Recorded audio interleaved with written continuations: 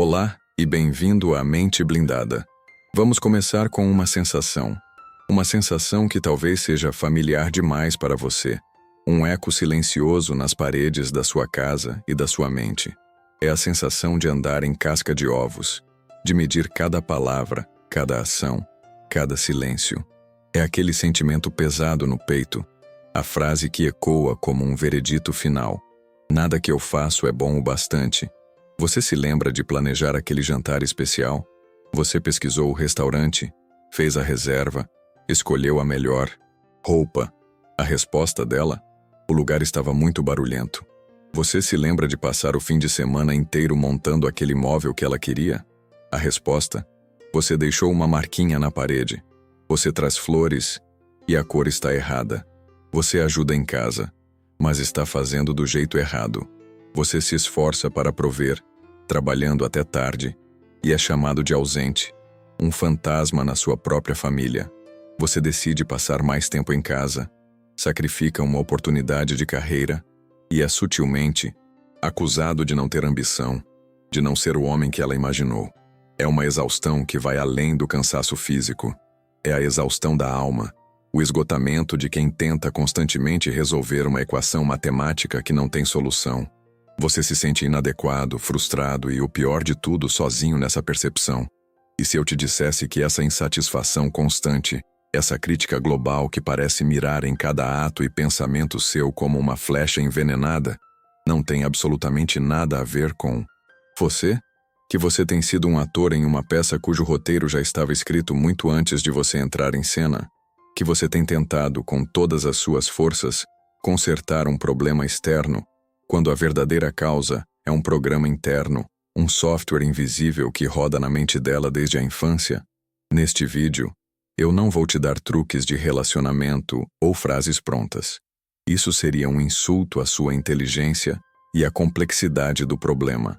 Eu vou te entregar a chave que abre a porta da prisão. A prisão de tentar agradar o inaplacável. Ao final desta nossa conversa, você entenderá o mecanismo que gera essa infelicidade crônica e, mais importante, saberá como parar de se sacrificar tentando preencher um vazio que não é seu. Fique comigo. A sua paz interior, a sua sanidade e a sua identidade como homem dependem desta compreensão.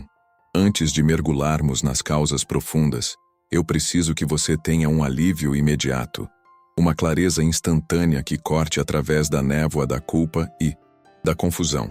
Para isso, vamos usar uma ferramenta que eu chamo de o diagnóstico da origem. Pegue um papel ou apenas responda mentalmente a estas 5 perguntas.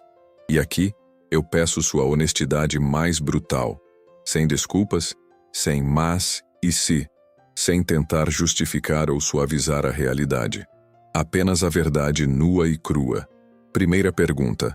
Ela era uma pessoa genuinamente feliz, satisfeita e otimista antes de te conhecer? Pense no padrão de vida dela, na forma como ela falava sobre o trabalho, a família, o passado. A felicidade era o estado padrão dela? Ou a queixa já era a sua linguagem principal?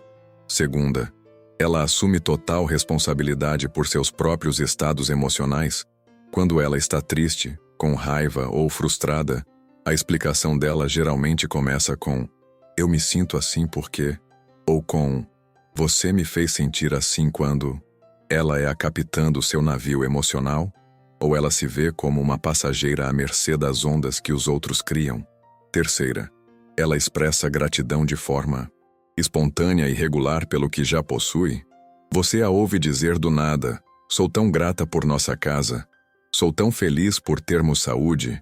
Ou o foco da conversa dela está quase sempre no próximo objetivo, na próxima aquisição, no que ainda falta para a felicidade finalmente chegar? Quarta, as expectativas dela sobre a vida, o sucesso e o relacionamento são realistas e alcançáveis? O modelo de vida que ela almeja é compatível com a realidade da sua profissão, das suas finanças, do mundo real? Ou ela vive em um mundo de fantasia alimentado por filmes e redes sociais, esperando uma perfeição que não existe deste lado do céu? E a quinta, e talvez a mais importante, ela tem um padrão claro de felicidade e contentamento em outras áreas da vida dela? Ela tem hobbies que a preenchem, amizades saudáveis que a nutrem, uma carreira que a satisfaz? Ou a insatisfação é como uma mancha de óleo que se espalha por todas as áreas da existência dela? Agora, olhe para as suas respostas. Seja honesto. Se você respondeu não à maioria delas, o alívio imediato que eu te prometi é este: o problema não está nos seus esforços, mas na condição pré-existente dela. Repita isso para si mesmo até que penetre em cada célula do seu ser. O problema não está nos meus esforços. A infelicidade dela não é um reflexo do meu valor. Você não pode curar o que não causou. Você tem tentado regar uma planta de plástico esperando que ela floresça. Esta é a sua permissão oficial, o seu alvará de soltura, para parar de se culpar e para parar de buscar mais água. A partir de agora, vamos entender a natureza da planta. Este diagnóstico que acabamos de fazer funciona porque ele se alinha a um princípio estoico fundamental, ensinado por filósofos como Sêneca e Epiteto há mais de 2000 anos. A fonte do nosso sofrimento não está nos eventos, mas em nossos julgamentos sobre eles. O que perturba os homens não são as coisas, mas as opiniões e os juízos sobre as coisas. Disse Epiteto. A infelicidade crônica é, essencialmente, um software de julgamento que veio pré-instalado na mente de algumas pessoas. Um programa antigo e profundamente enraizado que, por padrão, rotula a maior parte da realidade como insuficiente, decepcionante ou errada. Você, com suas ações, com seu amor, com seu esforço, é apenas mais um dado sendo processado por este software. Se você faz A, o software interpreta como ele não se importa o suficiente para fazer B. Se você faz B, o software interpreta como ele está me sufocando e deveria ter feito A. O resultado da equação é sempre o mesmo: insatisfação. A sabedoria estoica nos ensina que tentar mudar o programa interno de outra pessoa é uma receita para a frustração e o sofrimento. É como gritar com a chuva para que ela pare. A sua liberdade, portanto, não está em se tornar um programador e tentar consertar o código dela. Isso é impossível. Sua liberdade está em entender o programa que ela está rodando, para que você possa se fortalecer, estabelecer limites saudáveis e, finalmente, proteger a sua própria paz de espírito como uma fortaleza. Para fazer isso, vamos desconstruir os 3 pilares que sustentam essa programação. Prepare-se, pois vamos fundo na toca do coelho. O primeiro pilar é o software herdado. A programação invisível. A base da infelicidade crônica é, muitas vezes, algo sobre o qual a pessoa não tem controle inicial. É o software que ela herdou da biologia e da biografia. O primeiro componente é a genética da insatisfação. Pesquisas em psicologia da personalidade e genética comportamental são claras. Cerca de 50% dos nossos traços, incluindo a tendência ao otimismo versus pessimismo, são hereditários. Pense nisso como um termostato da felicidade. Algumas pessoas nascem com o termostato ajustado para 25 graus e tendem a retornar a um estado de contentamento mesmo após eventos negativos. Outras nascem com o termostato ajustado para 15 graus e tendem a retornar a um estado de melancolia e queixa mesmo após eventos positivos. Elas literalmente nascem com uma química cerebral que as predispõe a escanear o ambiente em busca do que está errado, do perigo, da falha. É um mecanismo de sobrevivência ancestral que, no mundo moderno e seguro, se transforma em um motor de insatisfação perpétua.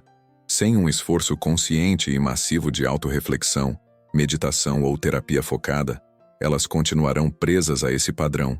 Não importa o quão bom você seja ou o quão perfeita a vida delas se torne. Mas a genética é apenas a fundação. A estrutura, as paredes e o telhado torto são construídos na infância, pelos fantasmas do passado. E aqui, 2 padrões se repetem com a precisão de uma lei da física. O primeiro fantasma é a relação problemática com o pai. Um pai ausente, abusivo, crítico ou simplesmente emocionalmente indisponível deixa uma ferida profunda na psique de uma menina. Essa ferida se manifesta como um ressentimento inconsciente em relação a toda a energia masculina. Ela cresce com uma crença internalizada, uma verdade escrita em seu coração. Homens sempre irão me decepcionar. Homens não são confiáveis. Eu não sou boa o suficiente para manter um homem por perto. E o que o inconsciente acredita, ele trabalha incansavelmente para provar. Ela então cria essa realidade. Inconscientemente, ela se sente atraída por homens que irão replicar a dinâmica com o pai dela. Ou, se ela encontra um bom homem, um homem presente e dedicado como você, o software dela não sabe como processar isso. A bondade e a estabilidade são tão estranhas que o sistema entra em pane. E para retornar ao estado familiar, ela começa a te testar, a te cutucar, a te criticar, até que você, exausto e frustrado, finalmente se torne o homem decepcionante que o programa dela sempre soube que você era. Ela não faz isso por maldade. Ela faz isso porque o caos da decepção é mais familiar e, portanto, mais seguro do que a paz da aceitação. O segundo fantasma é ainda mais sutil e poderoso. Ela está rodando o software da mãe. Se ela cresceu em um lar onde a mãe era cronicamente insatisfeita, onde as conversas eram um desfile de reclamações sobre o pai, sobre o dinheiro, sobre a vida, ela absorveu aquilo como um manual de como ser mulher num relacionamento. Ela aprendeu que o amor é expresso através da crítica construtiva. Ela aprendeu que a intimidade é construída sobre a partilha de queixas. Ela aprendeu que uma boa esposa é aquela que está sempre tentando melhorar o marido. Anos depois, mesmo que ela tenha jurado em seu diário de adolescente que nunca seria como a mãe, ela se ouve dizendo as mesmas palavras, com a mesma entonação, criando a mesma atmosfera miserável em que cresceu. Ela olha para o seu esforço e, em vez de ver amor, o software dela vê uma oportunidade de melhoria, porque foi assim que ela aprendeu que o amor funciona. Por quê? Porque nós, humanos, quando não estamos conscientes, escolhemos o familiar em vez do feliz, todas as vezes. A infelicidade conhecida é menos assustadora do que a felicidade desconhecida. O segundo pilar é a realidade distorcida, o veneno da comparação. O software herdado é então potencializado por uma cultura que distorce completamente a percepção da realidade, criando uma lacuna intransponível entre a expectativa e a vida real. O primeiro fator aqui é o que eu chamo de efeito Disney. Gerações de mulheres foram criadas com contos de fadas, comédias românticas e, mais recentemente, destaques de redes sociais. Elas foram bombardeadas com narrativas de amor à primeira vista, de paixão que nunca diminui, de homens que adivinham pensamentos, de relacionamentos sem problemas logísticos como contas a pagar ou decidir quem leva o lixo para fora. Elas entram em relacionamentos esperando príncipes, castelos e um felizes para sempre. Então, a realidade bate a porta com a força de um ariete. A realidade são as contas, as tarefas domésticas, a rotina, o fato de que o seu príncipe tem mau hálito pela manhã, fica doente, tem dias ruins e deixa meias sujas no chão. Essa lacuna, esse abismo entre a fantasia vendida e a realidade vivida, torna-se uma fonte perpétua de frustração e ressentimento. Ela não se sente grata por ter um bom homem, um parceiro de verdade, para construir uma vida. Ela se sente traída por ele não ser o personagem de um filme, por a vida de vocês não ser um roteiro de Hollywood. Isso nos leva diretamente ao veneno mais potente do século XXI, a síndrome da grama do vizinho digital. As redes sociais deram a cada mulher uma janela não para a vida das outras, mas para a propaganda da vida das outras. É um fluxo infinito de vidas editadas, filtradas e curadas. Ela não compara a vida real dela com a vida real das outras. Ela compara os bastidores caóticos da vida dela com o palco perfeitamente iluminado da vida dos outros. Ela está no sofá, cansada após um dia de trabalho, e rola o feed. Vê a foto de noivado da colega em uma vinícola. Vê os vídeos da viagem para Dubai da amiga de infância. Vê o post sobre a reforma da cozinha da vizinha. E cada post, cada imagem, é processada pelo software dela como uma prova da inadequação da sua própria vida. A culpa não cai sobre o algoritmo. sobre a falsidade da performance social. A culpa cai sobre o alvo mais próximo e mais seguro. Você. O marido da fulana a levou para Paris no aniversário deles. E você só me levou para jantar. Ela convenientemente ignora que o marido da fulana também a traiu 2 vezes, e eles estão afundados em dívidas para manter as aparências. Ela só vê o que não tem, e nunca o que tem. É um cassino de dopamina da insatisfação, onde a casa sempre vence. Finalmente, dentro deste pilar, temos o mito do ter tudo. A cultura moderna vendeu a ideia perigosa de que a mulher pode, e deve, ter tudo ao mesmo tempo. Uma carreira de sucesso meteórico, uma família de comercial de margarina, um corpo de modelo fitness, uma vida social agitada e uma espiritualidade profunda e iluminada. A realidade, no entanto, para homens e mulheres, é feita de escolhas, trocas e sacrifícios. É a lei da física da vida. Focar na carreira pode significar menos tempo com a família. Focar na família pode significar abdicar de uma promoção. Mas admitir essa troca, para quem foi programada com o mito do ter tudo, parece um fracasso colossal. Então, muitas vivem em um estado de perpétua insatisfação com a escolha que fizeram. A advogada de sucesso se sente miserável porque não construiu uma família. A mãe, em tempo integral, se sente miserável porque abandonou sua identidade profissional. E a mulher que tenta fazer os dois se sente completamente exausta e fracassada em ambas as frentes. Elas se sentem enganadas pela vida, e essa sensação de engano vaza, inevitavelmente, para o relacionamento. O terceiro pilar são os mecanismos de autossabotagem. O ciclo vicioso. Quando o software herdado encontra a realidade distorcida, surgem mecanismos psicológicos de autossabotagem que criam um ciclo de infelicidade quase impossível de quebrar de dentro para fora. O primeiro é o mecanismo da desvalorização. É uma lei psicológica cruel e paradoxal. No momento em que algo se torna dela, no momento em que a caça termina, o objeto de desejo perde o valor. O homem desafiador, misterioso e excitante, que ela não conseguia viver sem, uma vez que ele se compromete e se torna o marido previsível e estável, se transforma no homem que ela mal consegue tolerar. As piadas dele, que eram charmosas e inteligentes, se tornam irritantes e repetitivas.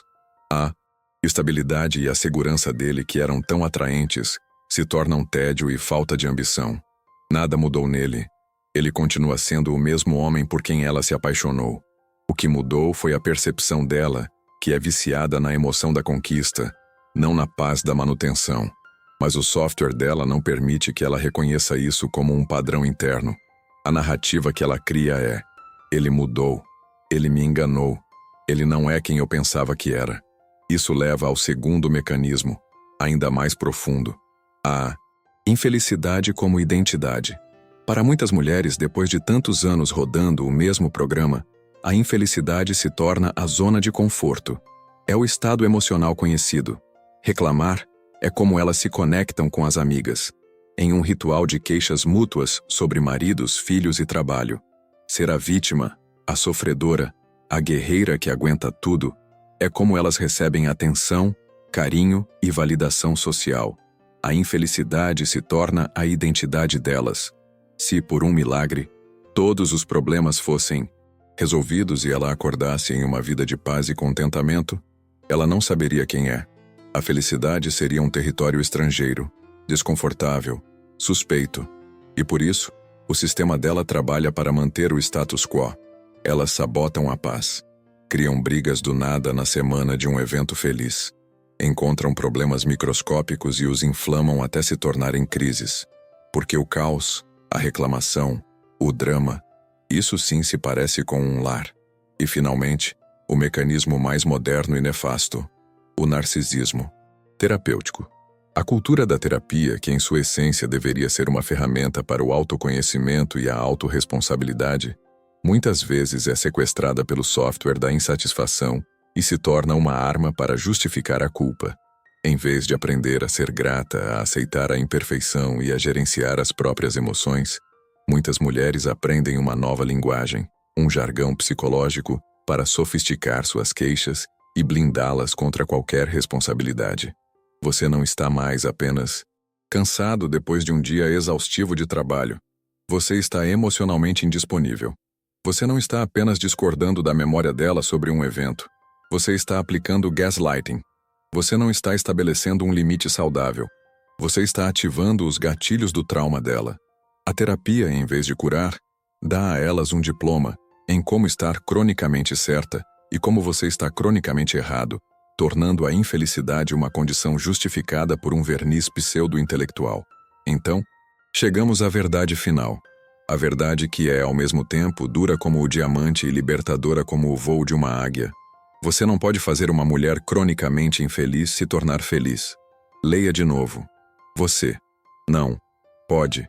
Se ela era infeliz antes de você, ela será infeliz com você e muito provavelmente será infeliz depois de você, com o próximo homem que tentar preencher o mesmo vazio. O seu amor, seus esforços, seu sacrifício, sua paciência infinita são irrelevantes para o software dela. Não. Podem curar um programa que roda desde a infância, que foi reforçado pela biologia e que é alimentado diariamente por uma cultura tóxica. A libertação verdadeira não vem de se tornar o homem perfeito que ela finalmente aprovará. Esse homem não existe. Isso é uma miragem no deserto que te manterá andando em círculos até morrer de sede emocional. A libertação vem da compreensão profunda e visceral de que você não é a causa da doença e, portanto, não pode ser a cura. A responsabilidade pela felicidade dela é, e sempre foi, exclusivamente dela. E a maioria não fará o trabalho duro que a felicidade exige. Autorreflexão brutal, gratidão disciplinada, expectativas realistas, responsabilidade radical, porque é infinitamente mais fácil, mais confortável e socialmente mais recompensador culpar você. Com este conhecimento, você para de andar em casca de ovos e começa a caminhar em terreno firme, no seu próprio terreno. Você recupera seu centro, sua paz e sua identidade, que foram lentamente erodidos e sacrificados no altar da tentativa fútil de preencher um vazio que não é seu. Isso não significa ser cruel ou indiferente. Significa ser sábio. Significa entender a dinâmica real por trás do véu das palavras. Significa aprender a se desapegar emocionalmente da crítica, vendo-a não como um ataque pessoal, mas como o ruído do programa dela em execução. Significa focar na única coisa que você pode controlar: você mesmo, sua missão, seus valores, sua saúde mental e sua paz. Se esta análise profunda te trouxe clareza, se acendeu uma luz no fim do túnel escuro da culpa e da frustração, então faça parte desta jornada de fortalecimento. Curta este vídeo para que mais homens que estão sofrendo em silêncio possam encontrar essa liberdade. Comente com a palavra liberdade, se você se compromete a partir de hoje a parar de carregar o peso que não é seu. E claro, inscreva-se no canal Mente Blindada para continuar recebendo as ferramentas necessárias para construir uma mente e uma vida inabaláveis. A jornada apenas começou.